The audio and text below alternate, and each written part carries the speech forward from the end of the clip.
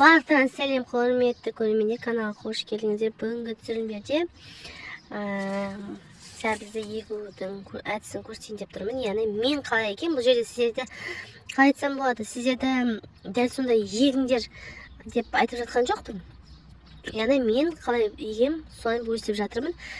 Дәл солай егу, екпеу олар сіздердің әрине қалай айтсам болады, еріктеріңізде.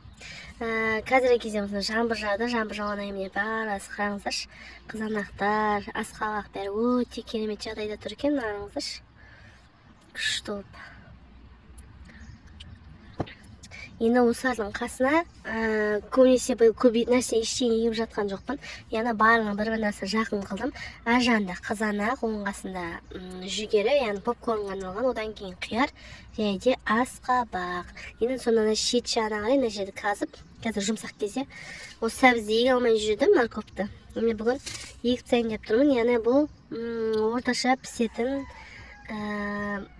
морков дейді. Морков деген, бірақ біз оны орташа пісіргенде ұзақ күзге шейін ұстамаймыз. Яғни жас кезінде жеп тастауға, сақтауға емес, жас кезінде.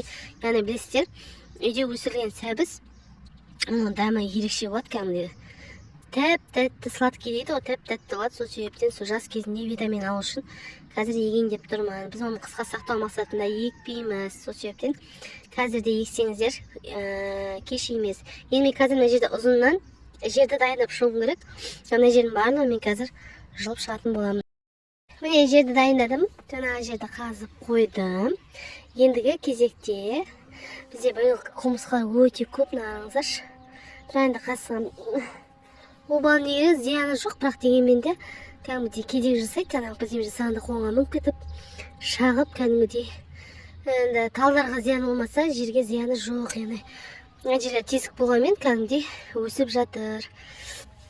Енді қараңыздаршы, мынаны аламын да, құммен араластыруға да болады, бірақ енді жаңбырдан кейін құм деген не болып қалғаннан кейін, су болып қалғаннан кейін осылай шашып шығайын деп тұрмын. Білесіздер, сәбіздің фокус жасалмай тұр. Сәбіздің осындай түрлері де болады, яғни ешқандай гранулсыз осылай, және де гранулмен болады. Гранулмен болғанда каждый гранулдың ішінде 1-2-3 штуктан болады. Яғни екеуден кезде біреуден сияқты болады. Негізі көбісіні үлкен адамдарға возить етпеу үшін, яғни қиналмау үшін сондай негізі сондай жақсы. Мынандай енді бір полио арасын ашу керек, ашпасаңыздар қанша дегенмен өте ұсақ болады. Сол себептен енді арасын ашып еккен жақсы. Бірақ та мен көріп тұрсаңыздар, қазір осының барлығын тек қолмен алып міне деп осылай тек шашып шығамын. Ешқандай қиындығы жоқ. Міне осылай шашып шығамын. Яғни біреу шықса, біреу шықпайды деген сияқты, құмырсқалар алып кетеді деген сияқты. Яғни осылай істеңіздер. Екінші тағы өтем. Сонымен міне болды. Ендігі кезекте бұның үстіне кәдімгі күң бар ғой, сол күңді алып келіп үстіне кәдімгідей салып шығатын боламын. Ешқандай қиындығы жоқ.